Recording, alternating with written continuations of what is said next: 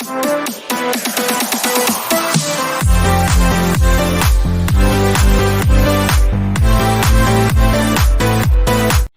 बच्चों, मैं सुनीता पांडे शुक्ला, मैं triple MA B.Ed TET C TET qualified आप सभी बच्चों का बहुत बहुत बहुत स्वागत करती हूँ। आज हम लोग पढ़ने चल रहे हैं क्लास 8th का 5th लेसन, 5वां लेसन, जिसका नाम है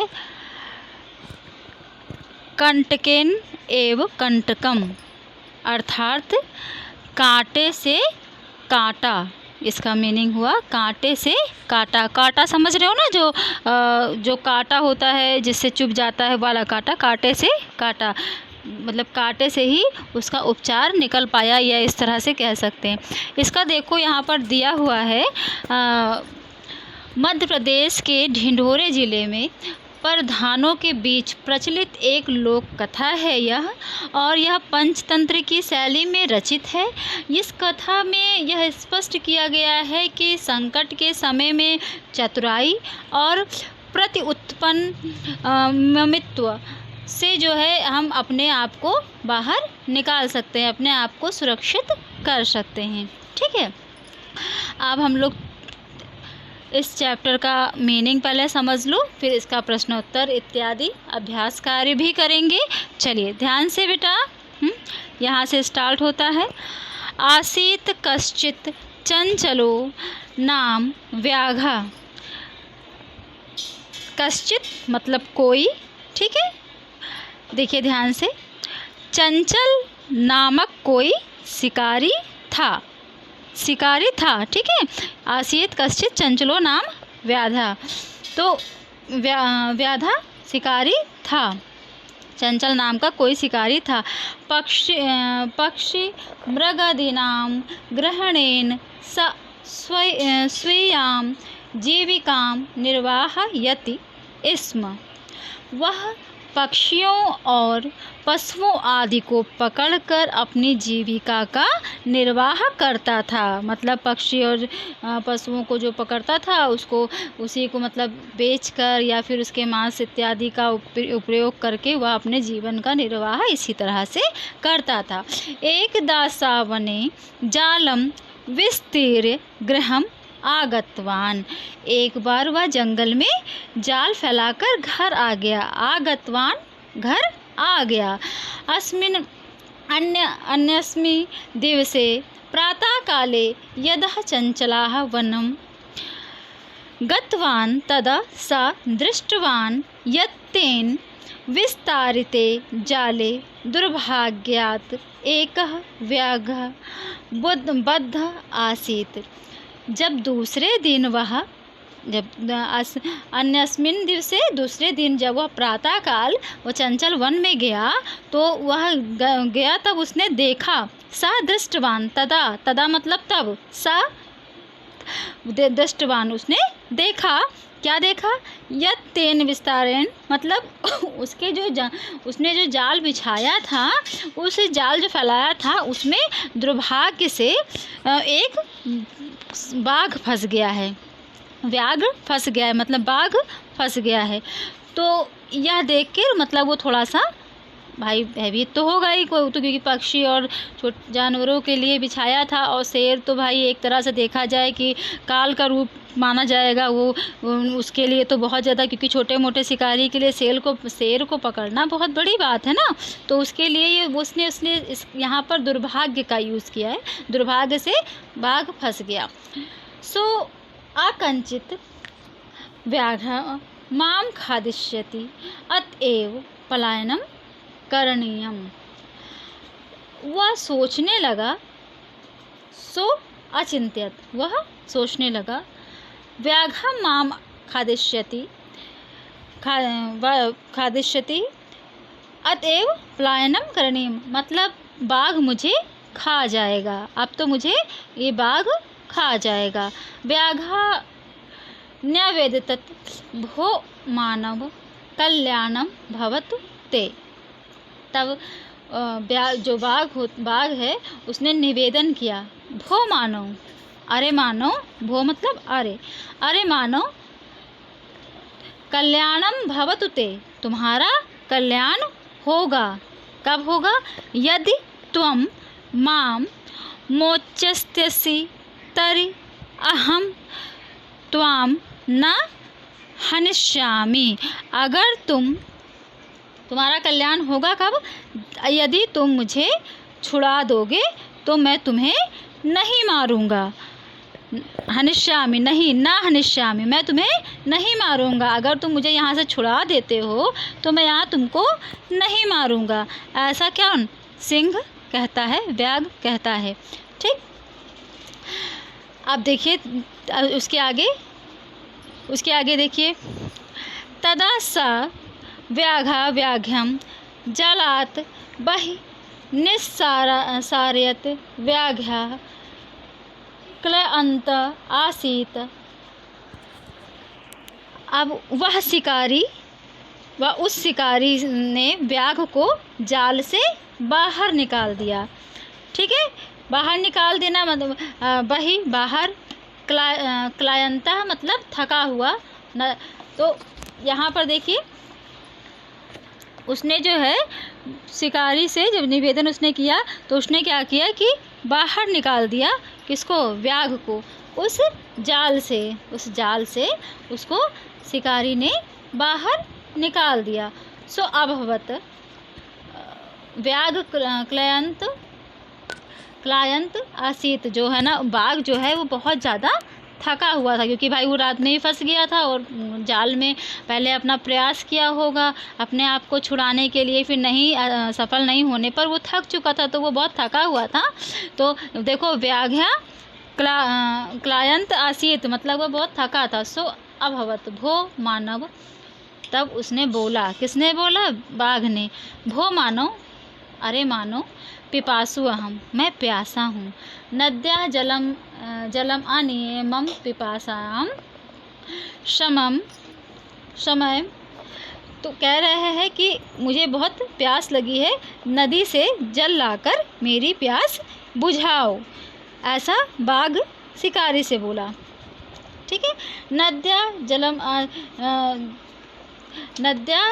जलम आनीय मम पिपासा शमम, मेरी प्यास को तृप्त करो, मुझे प्यास को बुझाओ। व्याघ्र जलम पीत्वा पुनः। अब इसके बाद जो है ना वो जल को जब बाघ ने जल पीकर पुनः क्या किया? पुनः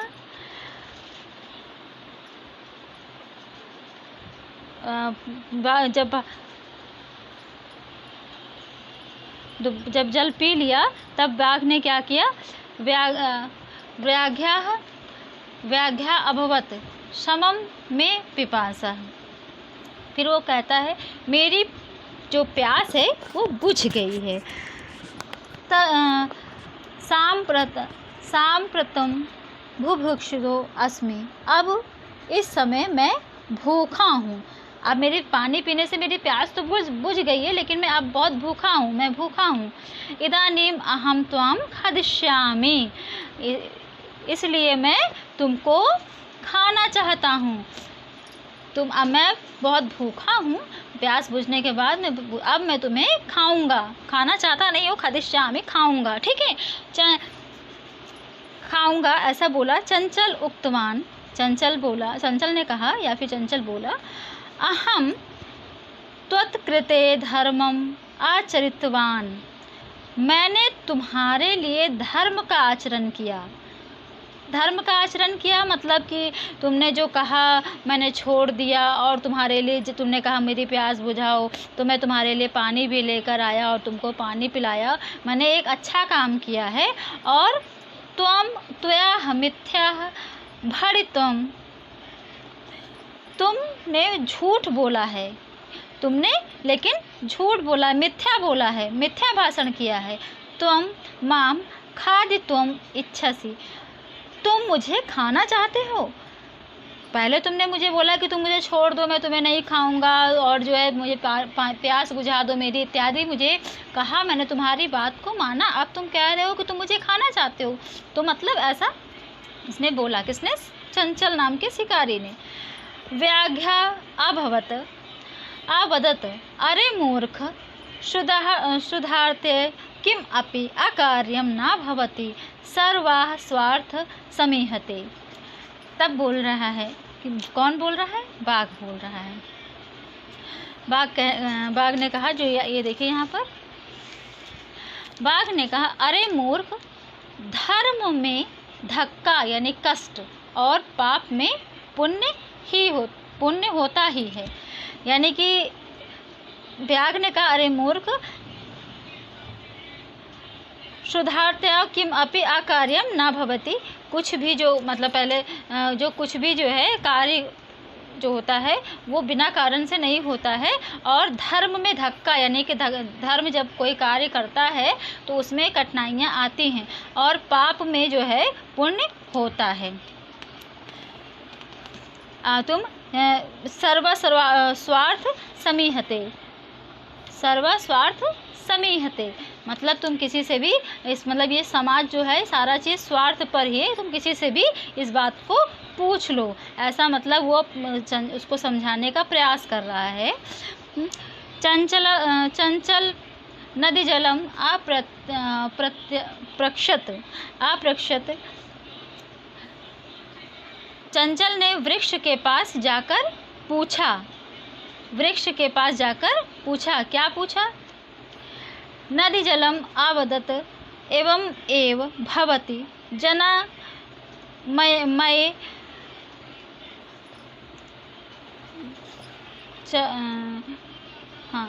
जल एवं एव भवति मया अस्माकं मयि जल स्नानं कुर्वन्ति वस्त्राणि प्रक्षान्ति तथा च मलमूत्र आदि विसर्जते निवृत्ते वस्तुतः सर्वः स्वार्थ समीहते।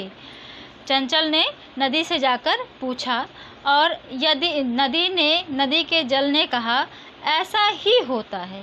नदी के जल ने कहा ऐसा ही होता है। लोग मेरे जल में स्नान करते हैं, वस्त्र अपने धोते हैं, और यहाँ तक वो मल मूत्र का भी त्याग करते हैं और करके वापस लौट जाते हैं। अतः धर्म में और तथा पाप में पुण्य होता है। धर्म में धक्का और पाप में पुण्य होता है। नदी ने भी कहा कि मेरे साथ लोग ऐसा ही करते हैं, मुझे धोखा ही देते हैं। मैं जो है पवित्र जल देती हूँ, पवित्र जल लेकर बहती हूँ, लेकिन लोग क्या करते हैं, उसे दूषित कर देते हैं, गंदा कर देते हैं, तो उसके बदले मुझे गलत ही देते हैं ना। वैसे तुमने अच्छा कार्य किया, तुम्हारे लिए भी गलत ये सामने से कर रहा है, ऐसा करके नदी ने बोला। अब देखो नेक्स्ट पैराग्राफ, यहाँ पे आ जाओ। चंचलः वृक्षम उपगम्य अप्रक्षत। तब जो है ना चंचल ने जाके वृक्ष से पूछा, ठीक है। वृक्ष आवदत मानवाः अस्माकं छायायां विरमन्ति अस्माकं फलानि खादन्ति पुनः कुठारे प्रहृत्य असंभवं सर्वदा कष्टं ददति। तब जो वृक्ष से जो पूछा तो वृक्ष ने कहा, मनुष्य हमारी छाया में ही आराम करता है, छाया में ही रहता है। अस्माकं छायायाम विरमन्ति मतलब उसमें छाया में ही आराम करता है, और अस्माकं फलानि खादन्ति और हमारे ही फल को खाता है। पुनः कुठारे प्रहृत्य और फिर मुझे ही कुल्हाड़ी से प्रहार करता है, यानी कि मुझे कुल्हाड़ी से काट देता है।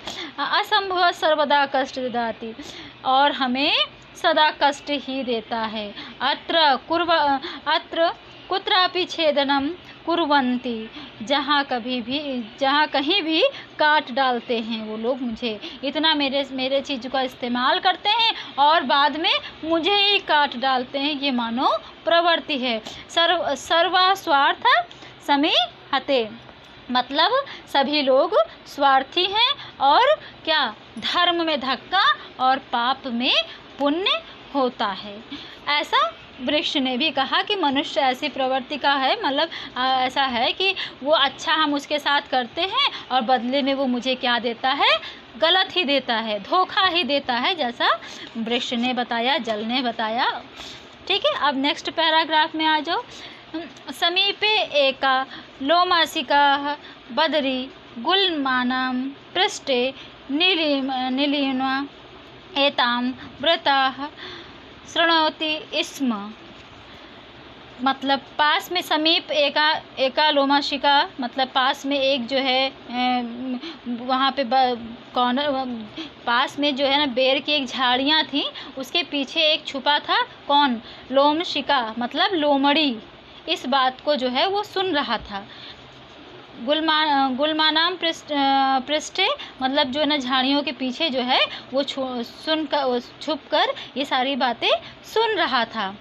सा सहसा चंचलम उपसृत्य कथयति, और वह अचानक चंचल के पास जाकर कहने लगा, का वार्ता, क्या बातचीत है, कि मतलब क्या वार्ता है, क्या बात है, ऐसे नहीं हम लोग पूछते हैं क्या हो गया भाई, वैसे ही माम अपि विज्ञाप्य, मुझे भी तो बताइए, यानी मुझे माम मुझे अपि भी विज्ञाप्य बताइए।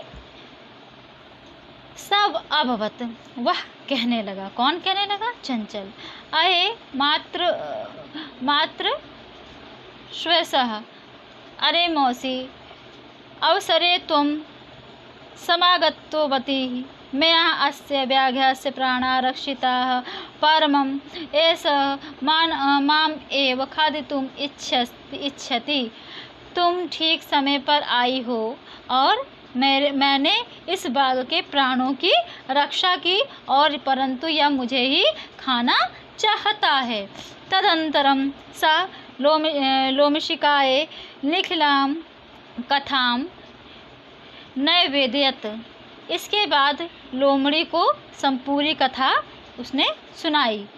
ठीक, लोमशिकाम, यहाँ आ जाओ लास्ट वाले में, लोमशिका चंचलम अकथयत, तब लोमड़ी ने चंचल से कहा, बाढ़म, अच्छा, बाढ़म मतलब अच्छा, ठीक, तुम जालम प्रसारे, तुम जाल को फैलाओ, पुनः सा व्याघ्रम, फिर उसने बाघ से कहा, क्या कहा देखो ध्यान से,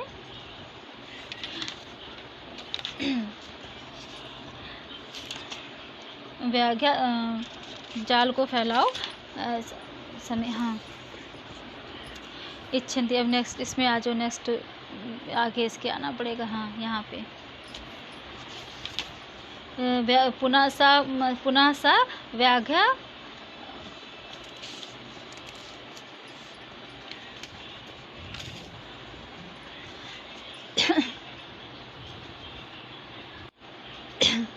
हाँ देखो बेटा, यहाँ पे अब नेक्स्ट में इसमें आ गए हो ना, यहाँ देखो,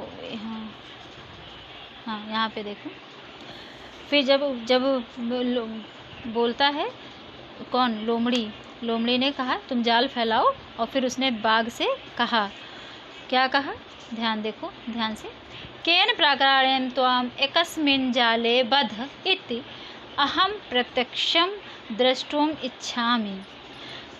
उसने बाघ से क्या कहा, तुम इस प्रकार इस जाल में बंधे थे, यह मैं अपने सामने देखना चाहती हूँ।